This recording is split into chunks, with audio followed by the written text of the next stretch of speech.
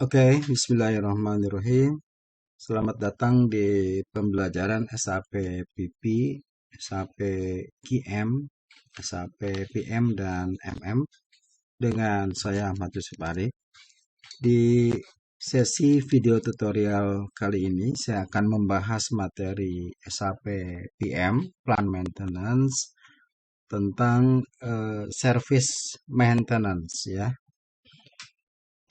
Coba membuat maintenance order atau service maintenance. Kemudian kita lihat bagaimana komponen-komponen yang ada di dalam pembuatan service maintenance ya.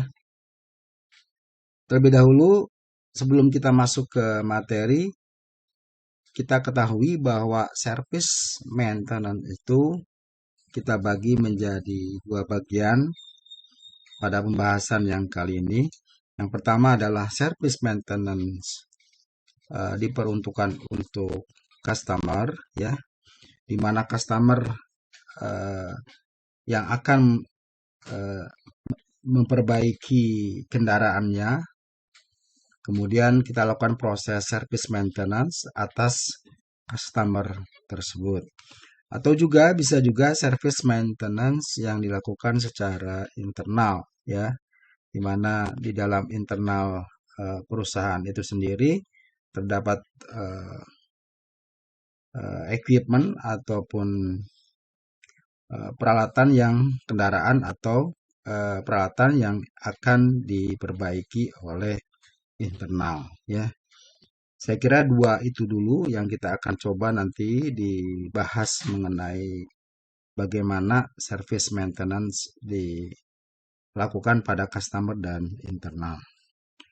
Sebelum kita masuk ke materi, terlebih dahulu saya ingin memperkenalkan situs yang ada di training.sap.wordpress.com ya. Di sini saya sudah membuat pembelajaran SAP ke 4 modul, baik itu SAP PP ya. Di sini ada SAP PP, teman-teman bisa lihat di linknya. Nah, di sini SAP PP saya juga membahas tentang production and planning, mulai dari materi overview ya, kemudian master data, transaksi sampai ke konfigurasi ya. Jadi materinya saya arahkan untuk teman-teman yang ingin menjadi konsultan di SAP PP, tentu saja dibekali bukan saja cara menjalankan bagaimana skenario yang ada di PP, juga saya memberikan bisnis prosesnya dan sekaligus konfigurasi yang nanti akan diterapkan, diimplementasikan di project-project ya. Dan di sini juga ada SAP PPPI, jadi SAP produksi itu dibagi dua ya, ada yang discrete manufacturing, SAP PP discrete manufacturing, ada juga yang SAP PPPI, ini proses industri. Pada prinsipnya sama, namun SAP membedakan ya antara dua bisnis proses ini tergantung dari company yang ada ya. Sebagai contoh untuk yang SAP PPPI biasa dipergunakan di perusahaan farmasi ya, kemudian consumer good. Indikasinya adalah di mana material yang finish good yang sudah jadi itu tidak bisa dilakukan proses kembali ke raw material ya. Maksud saya gini, jadi pembuatan finish product itu disuplai dari raw mat dan packaging. Nah, ketika finish produknya atau katakanlah obat ya, obat sudah jadi, maka obat tersebut tidak bisa diuraikan kembali ke dalam ke dalam raw mat maupun packagingnya. Itu indikasi SAP menyarankan untuk menggunakan SAP PPPI. Berbeda halnya dengan SAP discrete manufacturing ya. Nanti untuk discrete manufacturing indikasinya adalah perusahaan yang memang bisa melakukan jadi bisa dikembalikan. Kalau tadi romet pembentuk dari finish produknya adalah romet dan packaging. Nah, ketika menjadi finish product, maka finish product itu sendiri bisa dilakukan proses perombakan gitu ya, diurai kembali ke dalam romet maupun packaging. Kemudian ada juga materi SAPQM, ini quality management, di mana ini juga penting selalu berhubungan dalam SAPP, dalam production. Saya juga membahasnya mulai dari dasar ya sampai ke konfigurasi. Nanti teman-teman bisa cek di sini ya.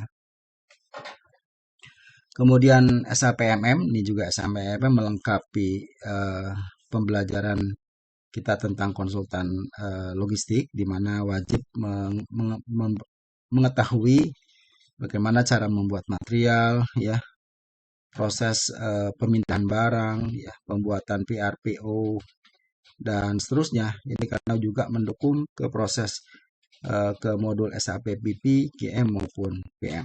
Dan yang terakhir ini pun juga SAP PM saya sudah membuatnya mulai dari dasar sampai ke konfigurasi, semuanya sudah saya sajikan di dalam situs ini ya. Nanti teman-teman bisa merefer ke situs ini untuk mengetahui lebih lanjut tentang modul teman-teman yang ingin menguasai menjadi bisa melakukan proses implementasi di SAP. Oke, itulah perkenalan saya. Kita akan masuk ke materi SAP-nya itu sendiri ya. Ini saya sudah membuka SAP. Nah, T-code-nya untuk membuat service maintenance ya. Ini kita menggunakan T-code IW, saya ulangi ya, IW 21. Oh sorry, IW 31. Nah, seperti ini ya tampilannya. Kalau saya dari sini juga bisa, teman-teman bisa dari screen baru memanggil T-code-nya IW 31. Kemudian order type di sini untuk customer untuk service maintenance saya pisahkan dengan menggunakan indikasi jet ya. Di sini ada jet service order ya.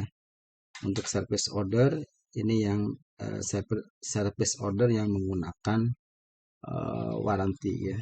Saya pakai yang ini jet SM1. Kemudian equipment ya. Equipment juga teman-teman harus sudah membuat terlebih dahulu equipment, di mana equipment itu dibuat di T-code IE01 ya. Kemudian teman-teman nanti masukkan kodenya secara eksternal. Setelah memasukkan kodenya, kemudian disimpan di dalam sini. Misalnya, saya mempunyai equipment yang ini ya, 3977. Oke, kemudian enter.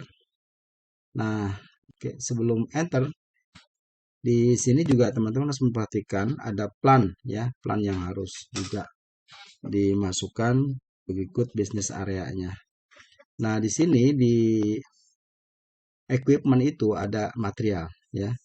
Kalau teman-teman ingin tahu, sebentar saya buka, ini saya Ctrl C.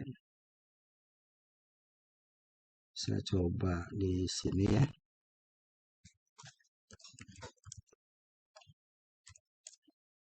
Nah, ini adalah equipment ya. Equipmentnya kayak gini. Kemudian kalau kita lihat materialnya ada di sini. Ini materialnya ya, yang ini yang atas ya. Jadi mobil ini dia mempunyai beberapa equipment. Nah, equipment ini yang kita akan proses perbaikan ya.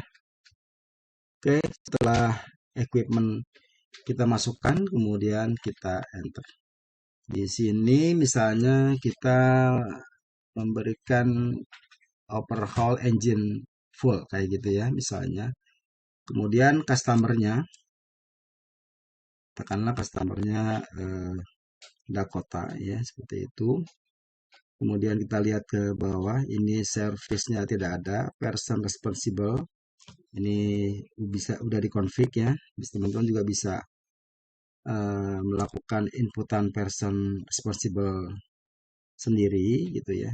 Kemudian PM activity type di sini 005 ini adalah walk-in. Jadi customer melakukan proses, jadi walk-in di sini maksudnya adalah customer Dakota ini melakukan proses perbaikan di perusahaan ya, datang ke bengkel untuk memperbaiki mobilnya begitu ya. Ini L. Kemudian kita lihat lagi tanggal sekarang ini ya, ini priority bisa medium. Ini equipment, serial number dan materialnya langsung diinputkan di sini. Oke, ini udah masuk semua. Ini adalah first operation. Oke, kemudian kita lihat di tab berikutnya adalah operation. Kita lihat di sini.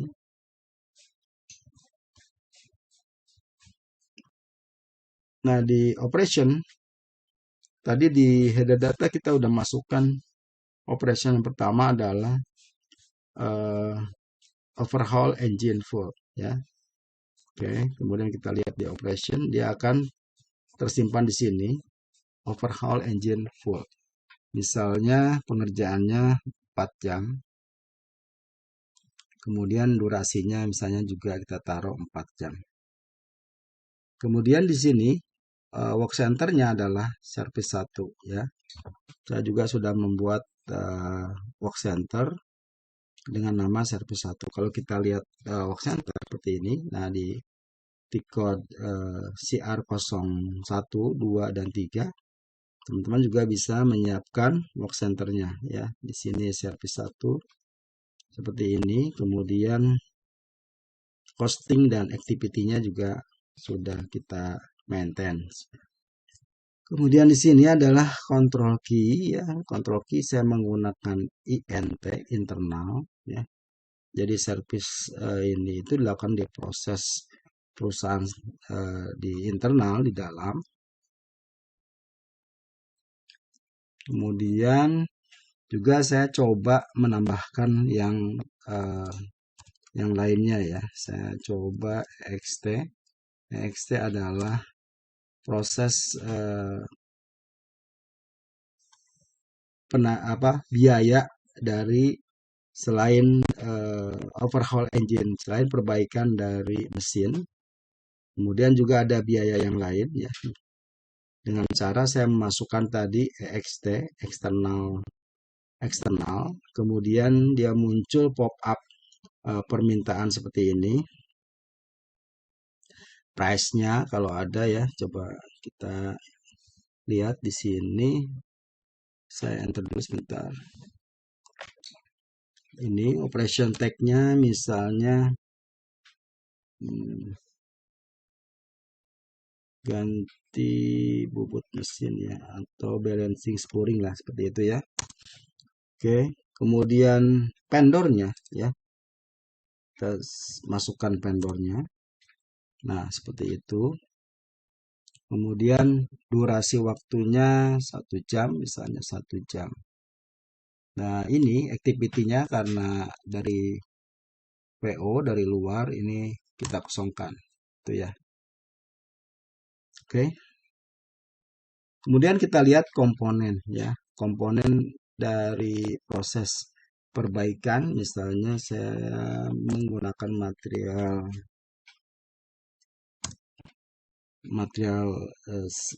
sealer ya. Saya pakai misalnya 3 gitu ya. Di slot-nya juga kita masukkan.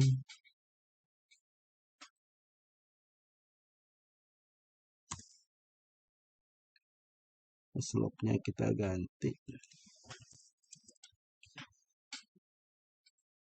Oke ya. Kemudian kita lihat dari data yang kita masukkan, kita lihat di costing ya. Ini belum terlihat. Coba kita save dulu ya. Kita save dulu. Oke. Nah ini udah kebentuk service maintenance-nya dengan nomor yang 120 1000129 ya. Kemudian kita coba edit, di sini ada change.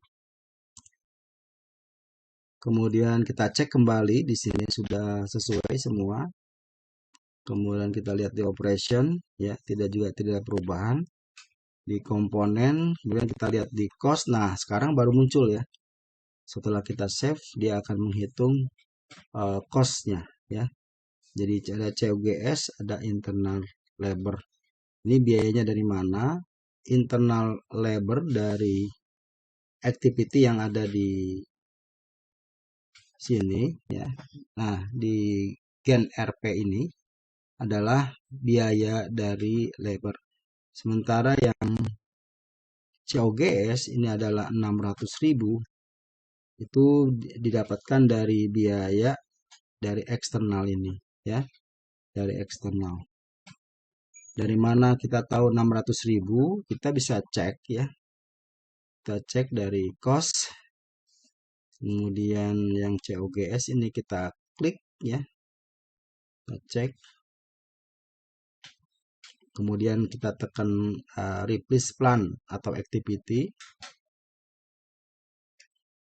Kita lihat jurnalnya.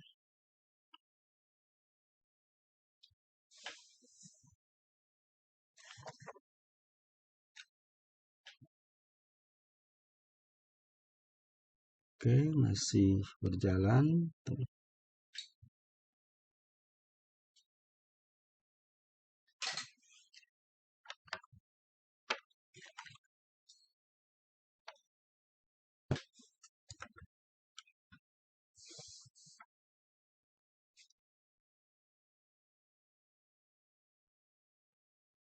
Ya, tunggu ya. Nah, ini dia keluar jurnalnya dari yang 600.000 dari COGS cost elemen ini. Kita lihat lagi.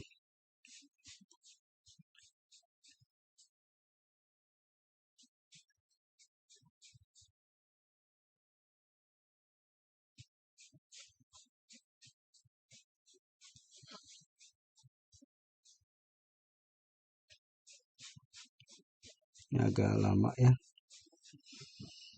Oke, sambil menunggu saya coba buka, belum bisa dibuka. Sebentar. Kita lihat di sini sambil menunggu saya panggil KP26. KP26 adalah untuk maintenance dari labor. Kita masukkan ini bulan 5. Oke.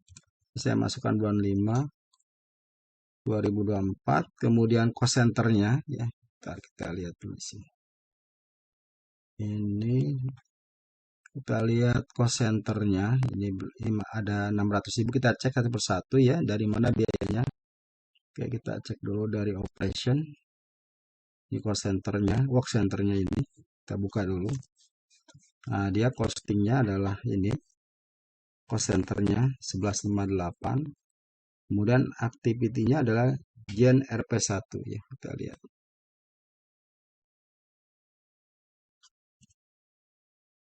Oke.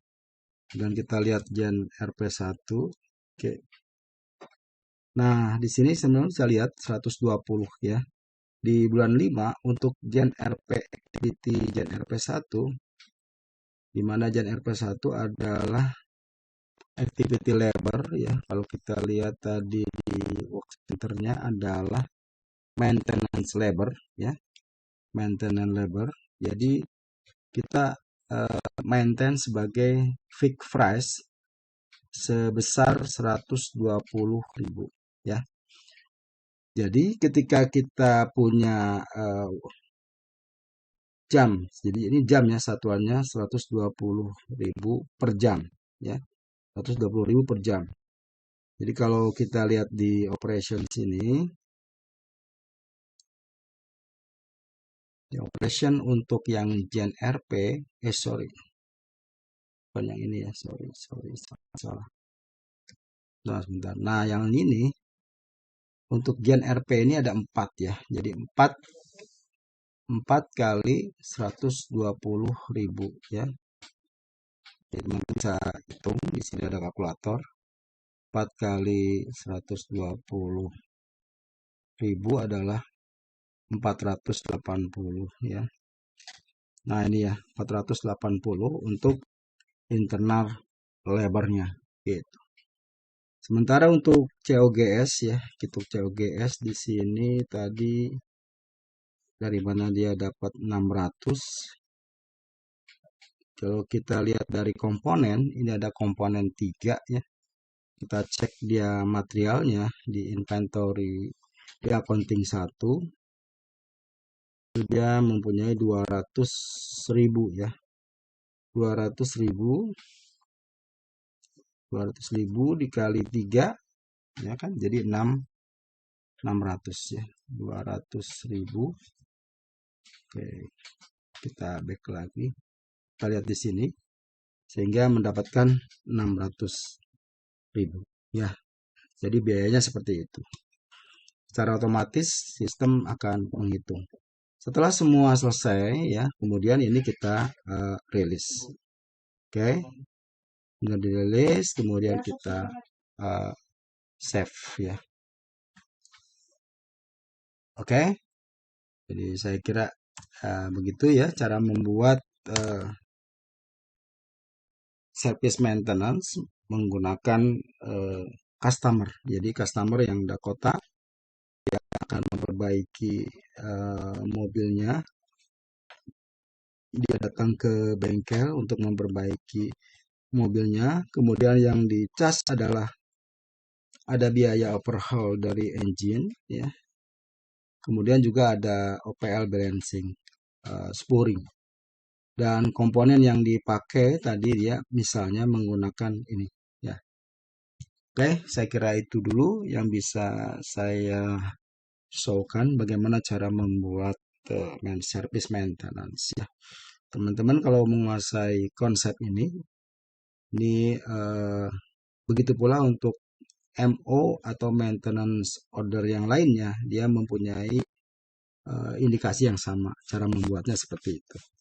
Ya, saya cukupkan dulu demikian. Nanti kita akan lihat lagi yang kedua dari service maintenance, bagaimana cara melakukan proses service maintenance pada internal ya. Jadi kalau ada terjadi perbaikan untuk internal perusahaan atau kita menyebutnya breakdown perusahaan, breakdown ya, itu juga kita bisa melakukan proses service maintenance dengan model yang internal. Sekali lagi penekanannya perbedaannya di sini ya. Jadi di order type-nya ini yang membedakan dia service maintenance customer ataupun service maintenance internal. Oke, saya kira itu dulu. Terima kasih atas perhatiannya. Sampai jumpa di video tutorial berikutnya. Assalamualaikum warahmatullahi wabarakatuh.